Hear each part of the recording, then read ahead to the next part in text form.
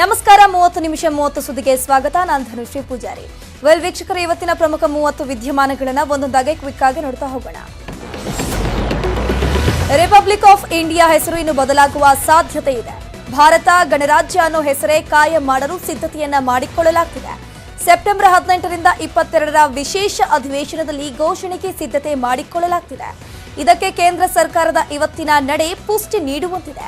America ಅಧ್ಯಕ್ಷ Joe Biden ಸೇರಿ ಹಲವರಿಗೆ ಔತಣಕೂಟಕ್ಕೆ ರಾಷ್ಟ್ರಪತಿ ದ್ರೌಪದಿ ಮುರ್ಮು ಆಹ್ವಾನವನ್ನ ನೀಡಿದ್ದಾರೆ. ಪ್ರೆಸಿಡೆಂಟ್ ರಿಪಬ್ಲಿಕ್ ಆಫ್ ಭಾರತದಿಂದ ಅಂತ ಆಹ್ವಾನವನ್ನ ನೀಡಲಾಗಿದೆ. ಈ ಬಗ್ಗೆ ಅಸ್ಸಾಂ ಸಿಎಂ ಹಿಮಂತ ಬಿಸ್ವಾ ಶರ್ಮಾರವರು ಕೂಡ ಇದೇ ಅರ್ಥದಲ್ಲಿ ಟ್ವೀಟ್ ಮಾಡಿದ್ದಾರೆ. ಈ ಬಗ್ಗೆ ಕಾಂಗ್ರೆಸ್ ಮುಖಂಡ ಜಯರಾಮ್ ರಮೇಶ್ ಟ್ವೀಟ್ ಅನ್ನು ಮಾಡಿದ್ದಾರೆ. G20 ಶೃಂಗಸಭೆಯ ಹಿನ್ನೆಲೆಯಲ್ಲಿ ಸೆಪ್ಟೆಂಬರ್ 9ರಂದು ರಾತ್ರಿ ಭೋಜನ ಕೂಟಕ್ಕೆ ರಾಷ್ಟ್ರಪತಿ ಭವನದಿಂದ ಆಹ್ವಾನ ಬಂದಿದೆ. ಸಾಮಾನ್ಯವಾಗಿ ಆಹ್ವಾನ ಪತ್ರಿಕೆಯಲ್ಲಿ ಪ್ರೆಸಿಡೆಂಟ್ ಆಫ್ ಇಂಡಿಯಾ ಅಂತ ಉಲ್ಲೇಖವಿಟ್ಟಿತ್ತು. ಆದರೆ ಈ ಬಾರಿಯ ಪತ್ರದಲ್ಲಿ ಪ್ರೆಸಿಡೆಂಟ್ ಆಫ್ ಭಾರತ್ ಅನ್ನೋ ಉಲ್ಲೇಖವಿದೆ. ಹೀಗಂತ ಟ್ವೀಟ್ ಕೂಡ ಮಾಡಿದ್ದಾರೆ. ಇನ್ನು ಈ ಬಗ್ಗೆ ಸಿಎಂ ಸಿದ್ದರಾಮಯ್ಯ ಪ್ರತಿಕ್ರಿಯೆ ಕೊಟ್ಟಿದ್ದಾರೆ. ಇಂಡಿಯಾ ಅನ್ನೋದನ್ನ ಇಡೀ ದೇಶ ವಿಶ್ವ ಒಪ್ಪಿಕೊಂಡಿದೆ. ಭಾರತ ಅಂತ ಮರುನಾಮಕರಣ ಮಾಡುವ ಅಗತ್ಯ ಇಲ್ಲ ಅಂತ ಸಿದ್ದರಾಮಯ್ಯ ಹೇಳಿದ್ರು. ನಮ್ಮ ಸಂವಿಧಾನದಲ್ಲಿ ಹೇಳಿದ್ದಾರೆ. In our constitution incorporated that constitution of India is an accepted word for our country. Making it Bharat, I don't think it is required. ಇನ್ನು ಭಾರತ ಎಂದು ಮರುನಾಮಕರಣ ವಿಚಾರಕ್ಕೆ ಕುರಿತಂತೆ ಡಿಸಿಎಂ ಡಿಕೆ ಶಿವಕುಮಾರ್ ಕೂಡ ಆಕ್ರೋಶವನ್ನ ವ್ಯಕ್ತಪಡಿಸಿದ್ರು. ಇಂಡಿಯಾ ಒಕ್ಕೂಟದಿಂದ ಬಿಜೆಪಿಗೆ ಭಯ ಬಂದಿದೆ. ಅದಕ್ಕಾಗಿ ಹೆಸರು ಬದಲಿಸುವ ಕೆಲಸಕ್ಕೆ ಮುಂದಾಗಿದ್ದಾರೆ ಅಂತ ಹೇಳಿದ್ರು.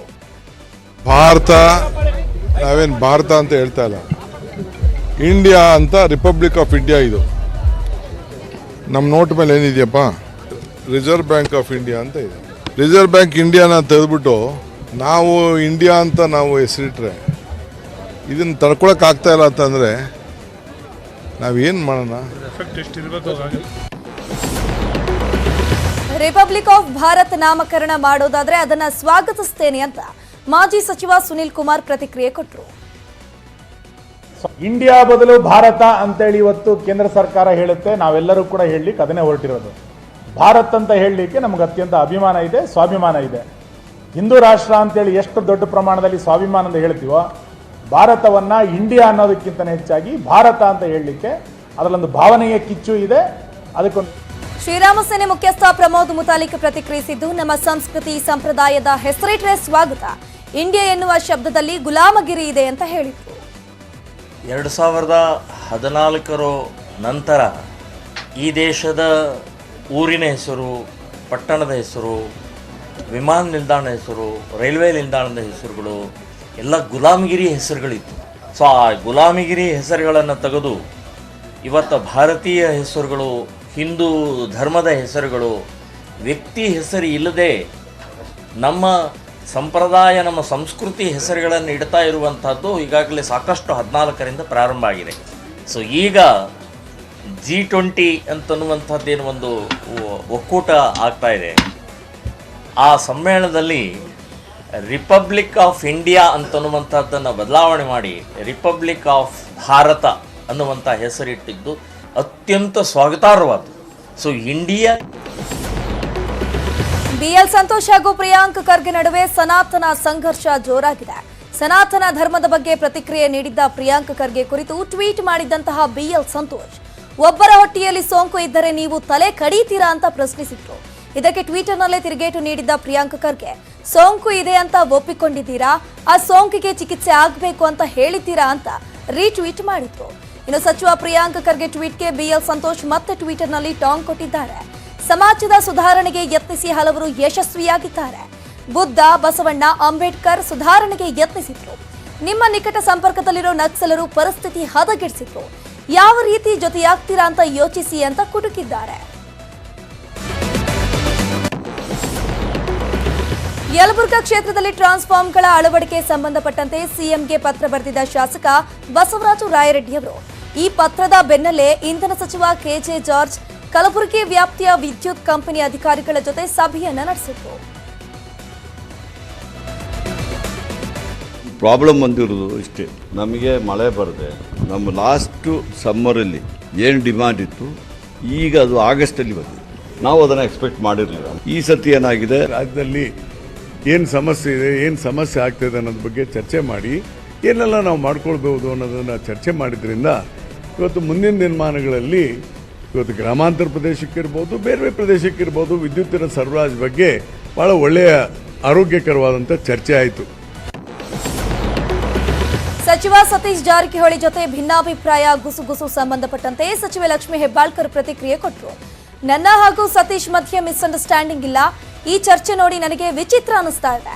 ಸತೀಶ್ ಜಾರಕಿಹೊಳಿ ನೇತೃತ್ವದಲ್ಲಿ ಲೋಕಸಭೆ ಎಲೆಕ್ಷನ್ ನಡೆಯಲಿದೆ ಅಂತ ಸಚಿವೆ ಹೇಳಿದ್ರು. ಹಾಟ್ ವಾರು ನನಗೇನೂ ಗೊತ್ತಿಲ್ಲ. ಇದೇ ಸತೀಶಣ್ಣ ಜಾರಕಿಹೊಳಿ ಅವರು ಇಲ್ಲೇ ಇದ್ದಾರೆ, ನೀವು ಅವರಿಗೆ ಹೋಗಿ ಕೇಳಿ. ನಾವು ಯಾವಾಗೋ ಭೇಟಿಯಾದಾಗ ಏನೋ ಒಂಚೂರು ಡೆವಲಪ್ಮೆಂಟ್ ಬಗ್ಗೆ ಮಾತನಾಡಿದ್ರೆ ಮಿಕ್ಕಿರೋ ವಿಚಾರ ನಮ್ಮಿಬ್ಬರ ಮಧ್ಯೆ ಬರೋದೇ ಇಲ್ಲ. ಬಟ್ ನನ್ನ ಮತ್ತು ಸತೀಶ್ ಜಾರಕಿಹೊಳಿ ಅವರ ಮಧ್ಯ ಭಾಳಷ್ಟು ಪಕ್ಷ ಸಂಘಟನೆ ಮತ್ತು ಮುಂಬರುವಂಥ ಚುನಾವಣೆ ಬಗ್ಗೆ, ಅಭಿವೃದ್ಧಿ ಬಗ್ಗೆ ನಮ್ಮ ಮಾತುಕತೆಗಳು ನಡೀತವೆ ಹೊರತಾಗಿ ಒಂದೇ ಒಂದು ಹಂತದಲ್ಲೂ ಕೂಡ ಅವ್ರಿಗೆ ನನಗೆ ಮಿಸ್ಅಂಡರ್ಸ್ಟ್ಯಾಂಡಿಂಗ್ ಇಲ್ಲ, ಆಗೋಕ್ಕೂ. ರಾಜ್ಯದಲ್ಲಿ ರೈತರ ಆತ್ಮಹತ್ಯೆ ಪ್ರಕರಣಗಳು ದಿನೇ ದಿನೇ ಹೆಚ್ಚಾಗ್ತಾನೆ ಇದೆ. ರೈತರ ಆತ್ಮಹತ್ಯೆ ಬಗ್ಗೆ ಲಘುವಾಗಿ ಮಾತನಾಡಿದ್ದಾರೆ ಸಚಿವ ಶಿವಾನಂದ ಪಾಟೀಲ್. ಹಾವೇರಿಯಲ್ಲಿ ಮಾತನಾಡಿದ ಅವರು, ಆತ್ಮಹತ್ಯೆ ಇವತ್ತಿಂದಲ್ಲ ಹಿಂದಿನಿಂದಲೂ ಆಗ್ತಾನೆ ಇದೆ. ರೈತರು ವಿವಿಧ ಕಾರಣಗಳಿಂದ ಆತ್ಮಹತ್ಯೆಯನ್ನ ಮಾಡ್ಕೊಳ್ತಿದ್ದಾರೆ. ಆತ್ಮಹತ್ಯೆ ಅಂತ ಕಂಪ್ಲೇಂಟ್ ಕೊಟ್ರೆ ಪರಿಹಾರ ಸಿಗುತ್ತೆ ಅನ್ನೋ ದುರಾಸೆಗೆ ಈ ರೀತಿ ಆಗ್ತಿದೆ. ಕುಡಿದು ಸತ್ತವರು, ಹೃದಯಾಘಾತ ಆದವರನ್ನು ಕೂಡ ಆತ್ಮಹತ್ಯೆ ಅಂತ ಹೇಳಿ ದೂರನ್ನ ದಾಖಲು ಮಾಡಲಾಗ್ತಿದೆ. ನಿಜವಾಗಿ ರೈತರಿಗೆ ಅನ್ಯಾಯ ಆಗಿದ್ದರೆ ಪರಿಹಾರ ವಿಳಂಬ ಮಾಡೋದಿಲ್ಲ ಅಂತ ಹೇಳಿದ್ರು. 2015ಕ್ಕಿಂತ ಪೂರ್ವದಲ್ಲಿ ಪರಿಹಾರ ಮೊತ್ತನೂ ಕಡಿಮೆ ಇತ್ತು, ಪರಿಹಾರನೂ ಸಿಗ್ತಿರ್ಲಿಲ್ಲ. ಆ ಸಂದರ್ಭದಲ್ಲಿ ಇಷ್ಟು ವರದಿ ಆಗ್ತಿರಲಿಲ್ಲ. 2015 ನಂತರ ನಾವೇನು 5 ಲಕ್ಷ ರೂಪಾಯಿ ಪರಿಹಾರ ಕೊಡೋಕ್ಕೆ ಪ್ರಾರಂಭ ಮಾಡಿದ್ವಿ. ಆ ಸಂದರ್ಭದಿಂದ ವರದಿ ಜಾಸ್ತಿ ಆಗ್ತಾ ಇದ್ದಾವೆ ವಿನ. ದಿನೇ ದಿನೇ ಕಾವೇರಿ ನೀರಿನ ಹೋರಾಟದ ಕಿಚ್ಚು ಜೋರಾಗ್ತಾ ಇದ್ದು ಮಂಡ್ಯದಲ್ಲಿ ಇಂದು ಕೂಡ ಪ್ರತಿಭಟನೆ ಮುಂದುವರೆದಿತ್ತು. ಮಂಡ್ಯ ಬಿಜೆಪಿ ಕಾರ್ಯಕರ್ತರು ರಕ್ತ ಸಹಿ ಚಳುವಳಿಯನ್ನ ನಡೆಸಿದ್ರು. ತಮಿಳುನಾಡಿಗೆ ನೀರು ಹರಿಸುತ್ತಿರೋದನ್ನ ನಿಲ್ಲಿಸಬೇಕು ಅಂತ ಆಗ್ರಹಿಸಿ ರಾಜ್ಯಪಾಲರಿಗೆ ಪತ್ರವನ್ನ ರವಾನಿಸಿದ್ದಾರೆ. ಈ ಪತ್ರದಲ್ಲಿ ರಕ್ತದ ಹೆಬ್ಬೆಟ್ಟನ್ನ ಒತ್ತಿ ತಮ್ಮ ಬೇಡಿಕೆಗೆ ಸ್ಪಂದಿಸುವಂತೆ ಮನವಿಯನ್ನ ಮಾಡಿದ್ರು. ಇದಕ್ಕೂ ಮೊದಲು ರಸ್ತೆಯಲ್ಲೇ ಪ್ರತಿಭಟನೆ ಮಾಡುವಾಗ ರಕ್ತ ಸಹಿಗೆ ಪೊಲೀಸರು ಅಡ್ಡಿಪಡಿಸಿದ್ರು. ಈ ವೇಳೆ ಕೆಲಕಾಲ ಬಿಜೆಪಿ ಕಾರ್ಯಕರ್ತರು ಹಾಗೂ ಪೊಲೀಸರ ನಡುವೆ ವಾಗ್ವಾದ ಕೂಡ ನಡೆಯಿತು. ಇತ್ತ ಶ್ರೀರಂಗಪಟ್ಟಣದಲ್ಲೂ ಕಾವೇರಿ ಕಿಚ್ಚು ಜೋರಾಗಿದ್ದು ಮಹಿಳೆಯರು ಒನಕೆ ಚಳುವಳಿಯನ್ನ ನಡೆಸಿದ್ರು. ಶ್ರೀರಂಗಪಟ್ಟಣದ ತಾಲೂಕು ಕಚೇರಿ ಬಳಿ ಮಹಿಳೆಯರು ಒನಕೆಯನ್ನ ಹಿಡಿದು ಹೋರಾಟವನ್ನ ನಡೆಸಿದ್ರು. ಭೂಮಿ ತಾಯಿ ಹೋರಾಟ ಸಮಿತಿಯಿಂದ ವಿಭಿನ್ನ ಹೋರಾಟ ನಡೆಸಿ ಸರ್ಕಾರದ ವಿರುದ್ಧ ಆಕ್ರೋಶವನ್ನ ಹೊರಹಾಕಿದ್ರು.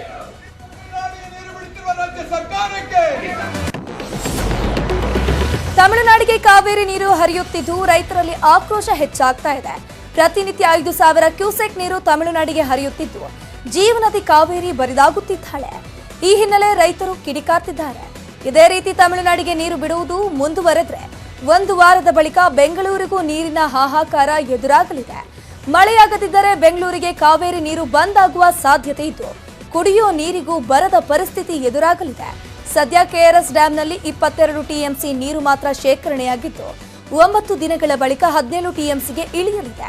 5 ಟಿಎಂಸಿ ನೀರು ಬಳಕೆಗೆ ಯೋಗ್ಯವಲ್ಲ ಅಂತ ಕೂಡ ಹೇಳಲಾಗ್ತಿದೆ. ಗಣೇಶ ಚತುರ್ಥಿ ಸಮೀಪಿಸುತ್ತಿದ್ದಂತೆ ಹುಬ್ಬಳ್ಳಿಯ ಈದ್ಗಾ ಮೈದಾನ ವಿಚಾರಕ್ಕೆ ಮತ್ತೆ ಮುನ್ನೆಲೆಗೆ ಬಂದಿದೆ. ಗದಗದಲ್ಲಿ ಮಾತನಾಡಿದ ಶ್ರೀರಾಮ ಸೇನೆಯ ಮುಖ್ಯಸ್ಥ ಪ್ರಮೋದ್ ಮುತಾಲಿಕ್, ಈದ್ಗಾ ಮೈದಾನದಲ್ಲಿ ಗಣೇಶನ ಹಬ್ಬವನ್ನ ಆಚರಣೆ ಮಾಡ್ತೇವೆ.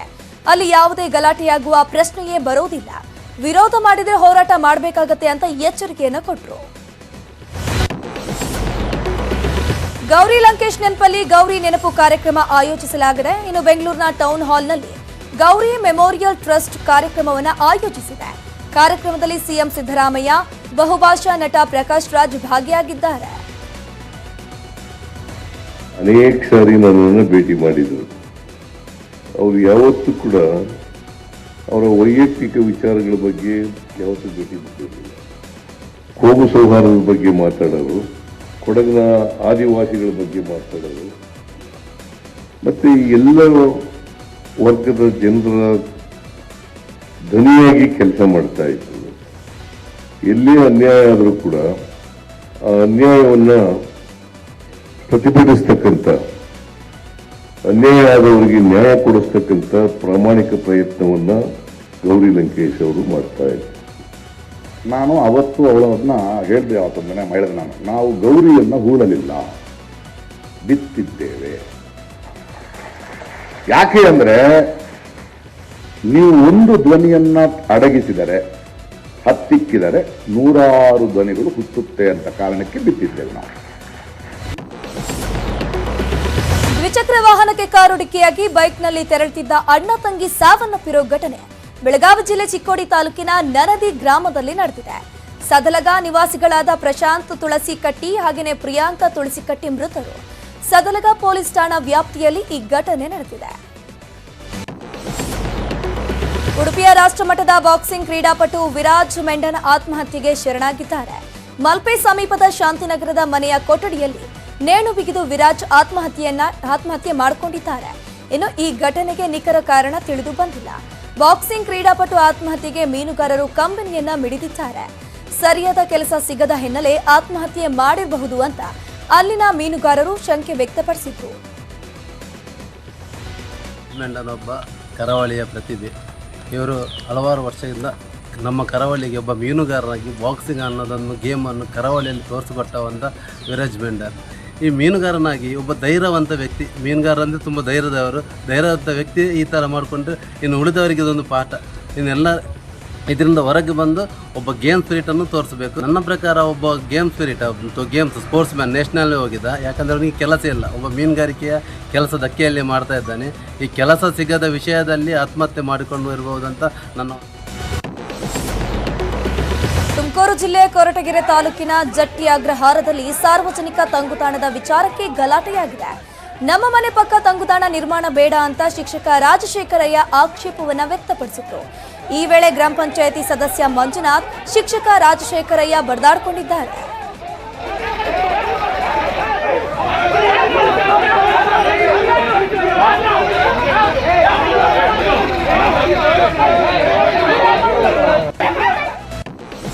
ಚಾಲಕನ ನಿಯಂತ್ರಣ ತಪ್ಪಿ ಲಾರಿ ಬಿದ್ದು 3 ಪಲ್ಟಿಯಾಗಿದೆ. ವಿಜಯನಗರ ಜಿಲ್ಲೆ ಕೂಡ್ಲಿಗಿ ತಾಲೂಕಿನ ಅಮಲಾಪುರ ಬಣವಿಕಲ್ಲು ರಾಷ್ಟ್ರೀಯ ಹೆದ್ದಾರಿ 50ರಲ್ಲಿ ಈ ಘಟನೆ ನಡೆದಿತ್ತು. ಚಾಲಕ ಕ್ಲೀನರ್ ಪವಾಡ ಸದೃಶ ರೀತಿಯಲ್ಲಿ ಪ್ರಾಣಾಪಾಯದಿಂದ ಪಾರಾಗಿದ್ದಾರೆ.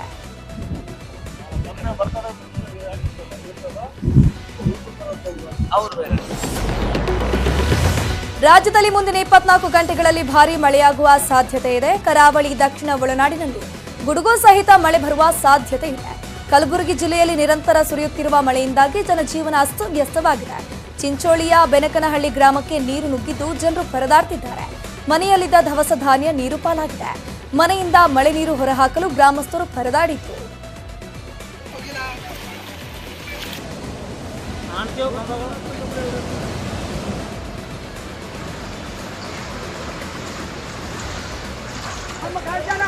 ಗದಗ ಜಿಲ್ಲೆಯಲ್ಲಿ ಭಾರೀ ಮಳೆಯಾಗ್ತಾ ಇದ್ದು ಹಳ್ಳ ಕೊಳ್ಳಗಳು ಉಕ್ಕಿ ಹರಿಯುತ್ತಾ ಇದೆ.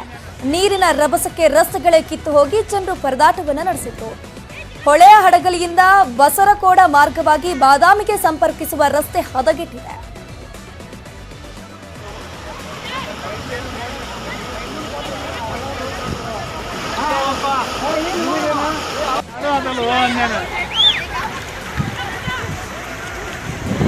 ಕರಾವಳಿಯಲ್ಲಿ ಮತ್ತೆ ಮಳೆ ಶುರುವಾಗಿದೆ. ಪುತ್ತೂರಿನಲ್ಲಿ ಎಡಬಿಡದೆ ಮಳೆ ಸುರಿತಾ ಇದೆ. ಇನ್ನು ಮುಂದಿನ 3 ದಿನಗಳ ಕಾಲ ಭಾರೀ ಮಳೆಯಾಗುವ ಸಾಧ್ಯತೆ ಇದೆ ಎನ್ನಲಾಗಿದೆ.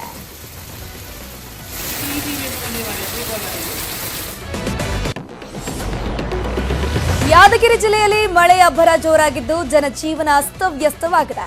ಶಹಾಪುರ ತಾಲೂಕಿನ ಮರಕಲ್ ಗ್ರಾಮದಲ್ಲಿ ವಿದ್ಯಾರ್ಥಿಗಳು ಹಾಗೂ ಸಾರ್ವಜನಿಕರು ಡೇಂಜರ್ ಸಂಚಾರವನ್ನ ಮಾಡುತ್ತಿದ್ದಾರೆ. 2 ದಿನದಿಂದ ನಿರಂತರ ಮಳೆ ಹಿನ್ನೆಲೆ ಹಳ್ಳ ಉಕ್ಕಿ ಹರಿಯುತ್ತಿದೆ. ನೀರಿನ ರಭಸಕ್ಕೆ ಹಳ್ಳಕ್ಕೆ ಅಡ್ಡಲಾಗಿ ನಿರ್ಮಾಣ ಮಾಡಿರುವ ತಾತ್ಕಾಲಿಕ ರಸ್ತೆ ನೀರಿನಲ್ಲಿ ಕೊಚ್ಚಿ ಹೋಗಿದೆ. ಜನರು ಏಣಿ ಮೂಲಕ ಸೇತುವೆ ದಾಟುವ ಸಾಹಸವನ್ನ ಮಾಡುತ್ತಿದ್ದಾರೆ.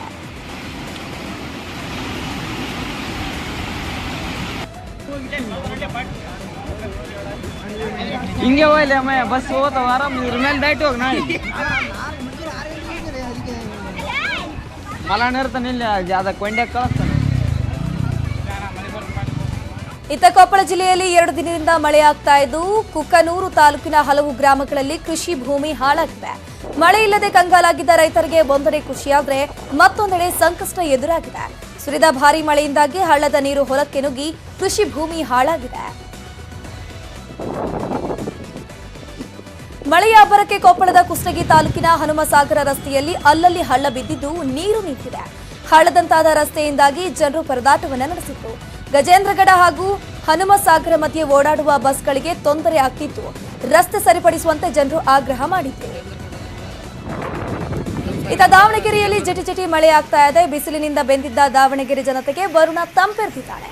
ಜಿಲ್ಲೆಯಲ್ಲಿ 2 ದಿನದಿಂದ ಮೋಡ ಮುಸುಕಿದ ವಾತಾವರಣ ಇದ್ದು ಮಳೆ ಮುಂದುವರಿಯುವ ಸಾಧ್ಯತೆ ಇದೆ ಎನ್ನಲಾಗಿದೆ.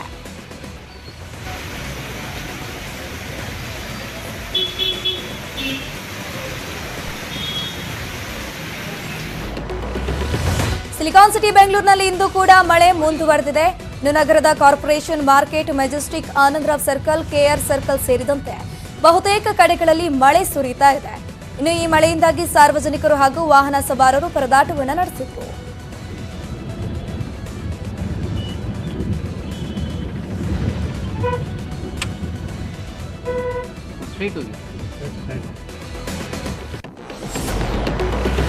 ಬಳ್ಳಾರಿಯ ಕಮ್ಮ ಭವನದ ಮುಂದೆ ನಿರ್ಮಾಣವಾಗಿರೋ ಎನ್.ಟಿ. ರಾಮರಾವ್ ಪುತ್ಥಳಿಯನ್ನ ಆಂಧ್ರ ಮಾಜಿ ಸಿಎಂ ಚಂದ್ರಬಾಬು ನಾಯ್ಡು ಉದ್ಘಾಟನೆ ಮಾಡಿದರು.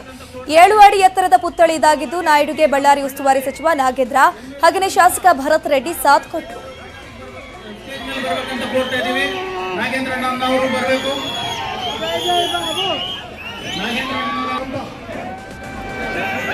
ವಸ್ತುನರು ನಾರಾ ಚಂದ್ರಬಾಬು ನಾಯ್ಡು ಗಾರು ಮತ್ತು ಭರತ್ ರೆಡ್ಡಿ ಅವರು ನಾರಾ ಚಂದ್ರಬಾಬು ನಾಯ್ಡು ಅವರಿಗೆ ಸ್ವಾಗತ ಕೋರುತ್ತಿದ್ದಾರೆ. ಅದೇ ರೀತಿ ನಮ್ಮ ಬಳ್ಳಾರಿ ಕಮ್ಮ ಮಹಾಜನ ಸಂಘದ ಅಧ್ಯಕ್ಷರಾದಂತ ಜೋಹಾರ್ ಎನ್ಟಿಆರ್, ಜೋಹಾರ್ ಎನ್ಟಿಆರ್, ಜೋಹಾರ್ ಎನ್ಟಿಆರ್, ಜೋಹಾರ್ ಎನ್ಟಿಆರ್.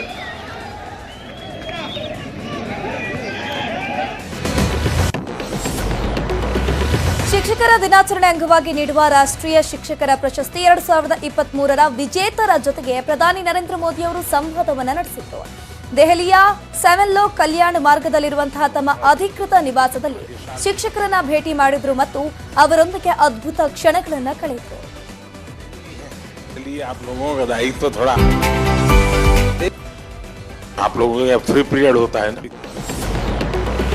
ಉಡುಪಿಯಲ್ಲಿ ಶ್ರೀಕೃಷ್ಣ ಜನ್ಮಾಷ್ಟಮಿ ಸಂಭ್ರಮಕ್ಕೆ ಕ್ಷಣಗಣನೆ ಶುರುವಾಗಿದೆ.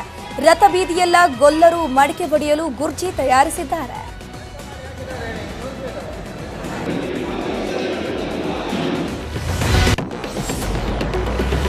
ವಿಶ್ವವಿಖ್ಯಾತ ಮೈಸೂರು ದಸರಾ ಮಹೋತ್ಸವಕ್ಕೆ ದಿನಗಣನೆ ಆರಂಭವಾಗಿದೆ. ಅರಮನೆಯಲ್ಲಿ ದಸರಾ ವೈಭವ ಕಳೆಗಟ್ಟಿದ್ದು ಗಜಪಡೆ ಎಂಟ್ರಿ ಕೊಟ್ಟಿದೆ.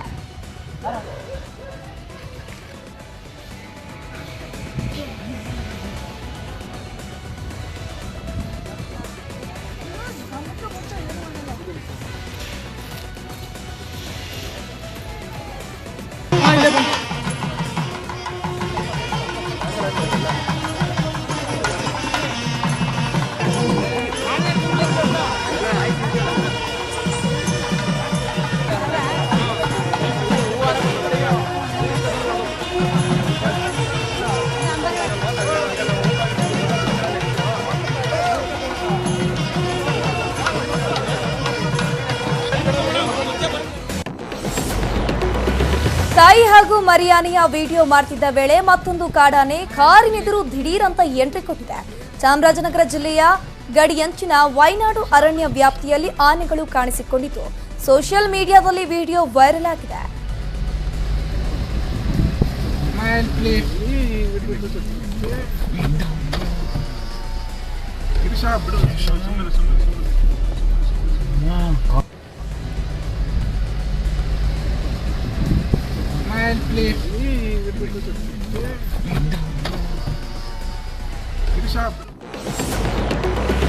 ಒಡಿಶಾದ ರಾಯಗಢ ಜಿಲ್ಲೆಯಲ್ಲಿ ಬಸ್ ಮೇಲೆ ಕಾಡಾನೆಯೊಂದು ದಾಳಿಯನ್ನ ಮಾಡಿದೆ. ಆನೆ ದಾಳಿಗೆ ಬಸ್ ಗಾಜು ಪುಡಿ ಪುಡಿ ಆಗಿದೆ.